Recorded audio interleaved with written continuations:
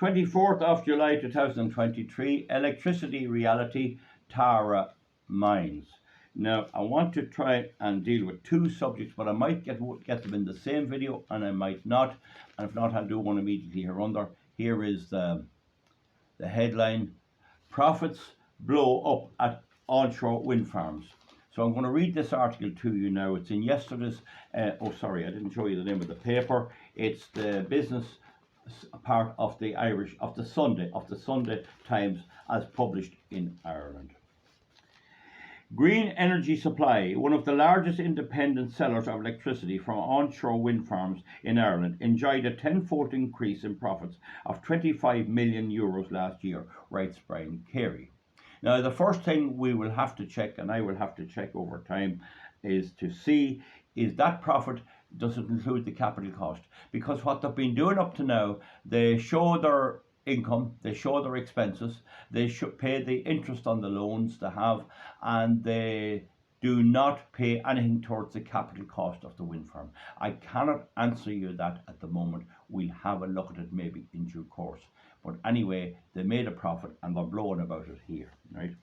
Accounts just filed at the company's office, and I check them all the time, see they're public, that show that the company, which operates 5 wind farms, posted sales of 37.7 million in the year to September 2022, compared with 15 million in 2021 financial year. So it doubled, more than doubled. It's from 15 to 36.7 million, the basic profit.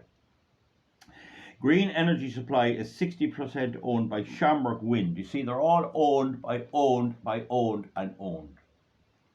And I think it was Truth Please criticised me for my attitude to farmers who have wind energy on their land, and landowners and wind farms and all that, and that I was bad-mouthing them and all. But the fact of the matter is, when the time for the wind farm to be commissioned comes, they're going to have some job following through on who owns the place, because I have found it's a big long string of companies, and they'll walk off and dump the whole lot and let the farmer deal with it. That's what's going to happen in due course.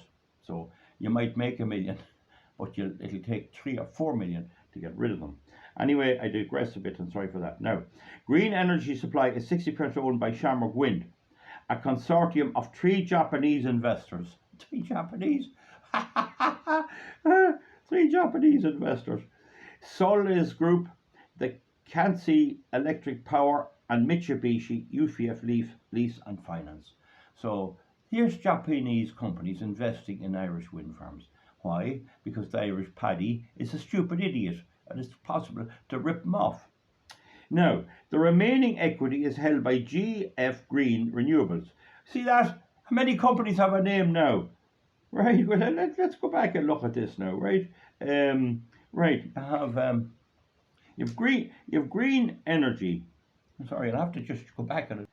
Right, I'm going to try and keep my fingers as I count this. Green energy supply is 60% owned by Shamrock Wind, a consortium of 3 Japanese investors: Shavok Group, the Kansai Electric Power, and Mitsubishi. So now, just go back. There's 2 there. Solis Group, Kansai Electric Power, and Mitsubishi Lease and Finance. The remaining equity is held by GF Green Renewables. That's 6 companies. 6 companies.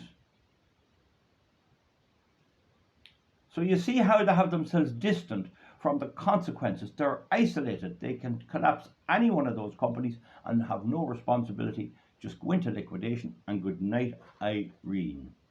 So the farmers will have to get the bulldozer out and pull out the windmills, right? Now, so GF Renewables, now that's 6 I have there. Isn't that right now? Just let's face it again. Green Energy, Shamrock Wind, the 3 Japanese, that's 5. Green Energy Renewables, which is controlled by GLIL, a UK infrastructure outfit. That's 7. Am I right? There's 7, yeah. There's 7 companies involved in this outfit, right? Now, Michael Murnane, an Irish wind farm developer, holds 4% of green energy supply through GF Green Renewables. Getting complicated, folks. The massive jump in profits is down to huge increase in power prices. Now remember, I am the only one in the world. This channel is the only one in the world to publicly state a few facts about wind energy. One is that it cannot operate on its own. Two, the amount of it in the grid is limited. Three, several studies have shown the contribution it makes in saving fuel and CO2 is very small, at best 4%, according to several studies, including the Bentech studies in America and the Piers Keys de a doctor, a doctor, an expert in this. All of those show that it's minimal, but that's neither here nor there, right? So it's down to an increase in prices. The second thing I'm the only one to show is that wind energy gets the price of the highest fuel on the mix. The highest fuel on the mix. That is what the refit scheme pays. No one ever told this. I have a complaint into RT about a programme on the 14th of February. I think they're going to get round it by saying I complained about the wrong programme or something else. It's all to play for yet. But they have stopped saying that wind energy is cheaper than oil energy, so I've succeeded in that way. So the massive jump is down to the huge increase in power prices last year. So I thought, and it was said by Minister Eamon Ryan, I understood that wind energy brought down the price of electricity. They said it was free. The wind was free, and yet it gets the price of the highest costing fossil fuel in the mix. So somebody has been lying, the media has been lying, and Radio Television has been lying, and the minister has been lying, and all of those, right? So triggered by the Russian invasion of Ukraine. So how does the Russian invasion of the Ukraine affect the wind blowing across Ireland? This is the ludicrous position that we're faced with. Green energy has paid dividends of more than 18 million in the past 2 years. So they're making money. No doubt about it, they're making money. Who is paying it? We have the highest electricity prices in Europe. It's not that long ago since I was only paying 24.6. And it was about 2014 I was only paying 14.6. Shamrock Wind acquired its stake in the wind farm operations in 2017 from HG Capital. Here's another one, that's 8 of them. A British private equity firm, said Romain. We now 8 companies involved, but one of them's gone, of course. HG Capital is gone. GLIQ acquired its interest in the business last year as part of the wider deal with Morning's Invis Energy. Another one, Invis Energy. Now that may be Morning's own company, I'm not so sure. Anyway, we're well up there now. I've mentioned at least 9 at this stage. The 5 wind farms in the green energy supply portfolio generate 223 megawatts of electricity and were developed by Morning and HBG Capital. Now, in due course, I will have to check them out and see if they're paying their capital cost, because 223 megawatts of electricity would cost an awful lot of money. It would 12 here cost 30 million, so that would cost something like $1 billion. So we'll see have they paid any of this 36 million to paying the capital cost back, and my guess probably is they have not. And what's happening is the parent company like DSB, SSE Electricity, Bord Gáis, National Toll Roads are paying the capital cost out of your bill, and these crowd walk off with the profits. That is apparently what's happening. Again, I have to check it.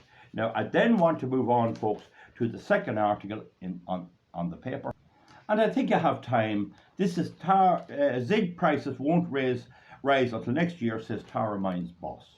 Now, again, this fella, Truth Please, has said that it's unions in Tara Mines. I did report that there is rumours that there was very high wages being paid there, but mining is a difficult job. I had a friend I went to school at. I went to school now in a country school, and a block fell off the roof of a mine, not the Tara Mines, and it eventually killed him. and it's not nice working down there. So I'm not saying that the unions are wrong to look for their rights, but I can't really say on that. But the point is, he was saying that truth please, that it's nothing to do with electricity prices. So we're going to see now how this goes, because what I claim is happening is these wind companies are making off with money, providing no employment, while the Tara mines is forced to close in order so that they can get their high prices for their electricity that they're lying about. No early return to work for 600 staff laid off in the mothballed meat plant. Michael Straffas, the president and chief executive of Boliden, the Swedish owner of Tara Mines, has told analysis that he does not expect to see a good rebound in zinc prices until next year, putting a cloud over the early return to work for 600 or so workers laid off at the company's County Meath mine. And that's compared with what I found. Zinc is important for industry and all that, but it's not scarce. Okay. The company has put the mine on care and maintenance and has agreed a package with staff that includes a €65 weekly support payment to be paid to those being laid off. So imagine €65 is all they get. A lot. Well, they get their unemployment benefit and all that, so they're down at the dole office and all that. So anyway, I'm not making little of the 65. I suppose it's better than nothing, but it wouldn't get you very far. The parties also agreed to an increase in the number of roles being retained during the standstill period to 40. So they're keeping more people there, just a few, but that's neither here nor there. It's only 40, like, you know. The review process on reopening will begin with a formal meeting on October the 12th. Stratas outlined the background to the decision to shut the mine, right? He outlined the background to it. This is the top man. Citing falling zinc prices. Yeah, well, I mean, you have to go with the market. You're in a market. I mean, the Irish government can't buy it all, can they? You know, falling zinc prices, growing recession in Europe. Why is there a recession? Energy. Germany has gone into recession because it's short of energy and it's getting very dear. It's not short of wind energy, which is useless. It's short of coal, oil, and gas. Right? When I believe the Americans blew up its interconnector to Russia. That's what I believe. At least somebody blew it up. Good damn enough for them. Fair play to the Americans. Blow it up and then charge them 10 times the price for gas coming from them. Okay, anyway. Now, however, there's a price for this, you see, in jobs. So now he said that the proposals Star has outlined the background, and he said that growing recession in Europe and strengthening of the euro against the dollar. Okay, you have to put up with that in business. The dollar's going downhill because they're printing it. But the dollar has not been that bad. There's not that much of a difference. He said that the prognosis was not just based on prices on the London Metal Exchange, but also the demand from industrial customers. If you believe that the zinc price would jump up next month, you wouldn't put Tara on care and maintenance. No, they don't expect the zinc price to go up anytime soon. I don't expect it to go up for a long time because of what there is essentially a recession. The company has revealed that it lost 38 million in the 3 months to the end of June, which Straffas said was totally unacceptable. It is, unless you're a government-backed renewable energy wind farm in which you can lose anything you like and dump it over on the bill payers. See? It's totally unacceptable for in the real world. And don't forget, I have reality up here. So there's reality for some, and there's no reality for others. See? Now, aside from falling zinc prices, the cost inflation, yes, why is that? Stratas also said that energy prices played into the equation. There you are, energy prices played in, and that's electricity, and it has to be reliable. The electricity cannot be in danger of going out in a place like Tara Mines. So anyway, aside from the inflation, the energy prices played into the equation. He added that any deal to secure lower energy prices would lead to a quicker reopening of the mine. So he wants the government to take down the price, and they can only do that by putting it on the bills of you and I and other businesses. And is it fair that they should tax, we'll say, Moffat Engineering or Kingspan to take the zinc out of the mines in Navan? Why not cut the wind farm? There's a bill going through the Dáil, it's stalled, it's going nowhere, to make the cost of wind electricity a stated price and not connected to fuel. It's going nowhere. The Greens will not allow it to happen, right? No. Simon Coveney, oh, have I locked horns with that yoke? The Minister for Enterprise, you should call him the Minister for Disenterprise, has indicated that the government is prepared to help Tara Mines with its energy costs through the Ukraine Enterprise Crisis Scheme for large energy users. So there you are. They have a scheme now to bail out large energy users. So having loaded them up with all this waste green costs, they then bring out a subsidy. So they subsidise the wind energy and they subsidise the industries that's failing because of the cost. So it subsidised everybody. They even subsidised the consumer. I got some subsidisation. So they're throwing the whole thing over on the taxpayer, which means the nationalisation of our electricity grid. That is essentially what is happening there. Now, so I'm going to use this fund, he says, likely to be now. So now, enterprise scheme, but intimated previously that this is not likely to be sufficient to prevent the closure. It's not enough, you see, they haven't enough money. Stratas said, we do not see a quick rebound in zinc prices. Good. Well, good in a way, because it's reality. It's not the zinc price. If the energy price was right, they're producing zinc everywhere else. And then they blame the workers, and they say the unions look for their rights and all that. It's as simple as this.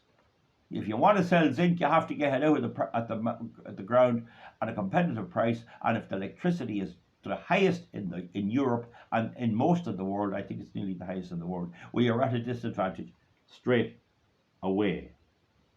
Stratas said, we do not see a quick rebound in prices. No, the company has made provision of 4.46 million to cover the early retirement scheme, which will be offered to some of the workers at the plant. And that's something, if they're getting on in years, to be able to get an early retirement. And I know some of them, and it's good. It wasn't I don't hear any of them bad-mouthing that company. Stratas said that the care and maintenance period would be loss-making, and the mine was likely to post losses of 18 million in the quarter and 12 million in subsequent quarters. So there you are. Work that out. It's about 48 million. It's 60 million a year. So there you are. He also indicated that the company would halt the exploration of Tara Deep. That's a deeper mine, a newly discovered deposit near the main mine, on several grounds. With the mine not in full operation, underground exploration would be logistically more difficult in terms of the availability of first responders, for example. So as you go way down there, I mean, it's not easy work. It's not easy work, and you have to have fire brigades and all that. It's a difficult job. I admire the whole lot of them. I admire the workers and I admire Tara Mines. If the blasted politicians would stay to hell out of it. There was a time you'd have Fianna Fáil on bragging about how the industry, they opened and kept going, and here they are closing it right now. He ought now to the safety grounds. With the mine not in operation, underground exploration would be logistically more difficult in terms of the availability of first responders.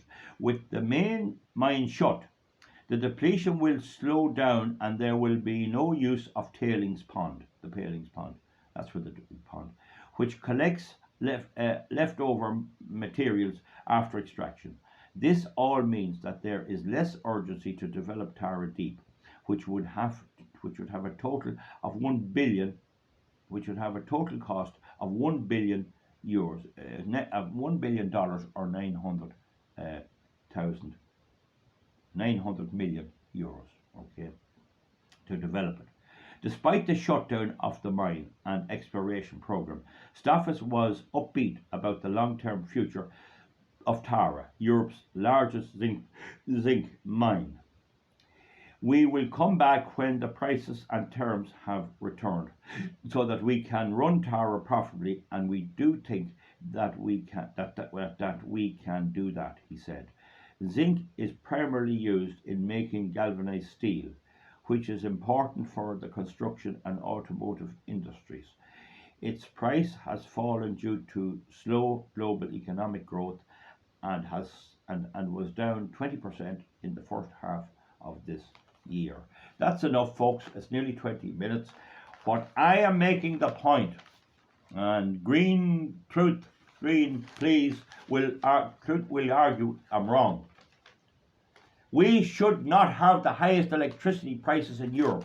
And when the workers who have lost their jobs and are getting 65 euros a week, along with their state benefits or other benefits, when they drive back home on their last tour of duty, they are passing wind farm owners' land who took the money that they need. They are passing wind farms, and they're probably approving of them, who are giving no employment.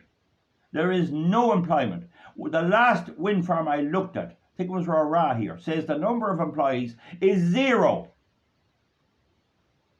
And they're propped up by this green, ugly, dirty religion. And if the farmers and the landowners are getting money out of it, it's blood money from the poor, unfortunate people who work hard and are deserved to be paid. Meanwhile, our exports of zinc are gone, and we have to import zinc to do the galvanization of iron and metal products and steel products. That is the reality. And what do we get back? What do we get? At best, 4% of our fuel imports, and I claim, when everything's counted, nothing. The biggest, ugliest, dirtiest scam ever was pulled, and this is only the start. How long can the Irish government continue to stuff borrowed money? The last time I looked, we owed 245 billion euros, and they're pumping it in to these things. You subsidise the wind energy, you load it on the people's bills, and then when it cripples industry, you subsidise the industry. It's not enough, and you subsidise the bill payers, giving us astronomical electricity prices. I have been on this and other mediums, and I've been protesting about this and following them in the courts and everywhere else to try and make them assess this, and they refuse, because it's a dirty owl religion, and it's coming unstuck all over. Folks, give me a thumbs up and a thumbs down, and don't be afraid to argue with others that post stuff underneath you don't agree with. Get in there and tell them what you think. Good luck, bye bye. Good luck, bye bye.